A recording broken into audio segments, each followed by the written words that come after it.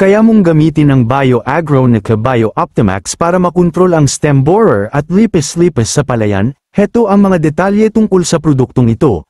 Mga pangunahing katangian ng BioOptimax: uri ng peste na nakokontrol. BioOptimax ay epektibo laban sa mga peste tulad ng beet armyworm, cabbage armyworm, tobacco cutworm, cabbage worm, cotton bollworm, stem borer lipis-lipis at iba pang mga Lepidopterous insects. Mekanismo ng pagkilos: gumagana ito bilang contact poison, nakakalason sa pagdikit, at stomach poison, nakakalason kapag nakain, na nagiging sanhi ng pagtigil ng pagkain ng mga peste at pagkamatay sa loob ng 24 hanggang 48 oras. Pagkasira sa pananim: ang produkto ay nawawala sa mga pananim sa loob ng 3 araw, kaya't mababa ang residuo. Dosis: 1 mililitro ng BioOptimax sa 1.5 na litro ng tubig.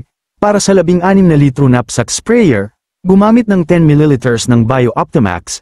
Mga benepisyo ng BioAgronica: organic at natural. BioAgronica products, kabilang ang BioOptimax, ay nagtataguyod ng organikong pagsasaka, mababang residuo. Ipinapakita nito na ang BioOptimax ay may mababang epekto sa kalikasan at kalusugan ng tao, epektibo sa iba't ibang pananim, maaaring gamitin sa lahat ng uri ng pananim. Paano gumamit ng BioOptimax? 1. Paghalo: sundin ang tamang dosis at ihalo sa tubig. 2. Pag-spray: gamitin ang knapsack sprayer para sa pantay na aplikasyon. 3.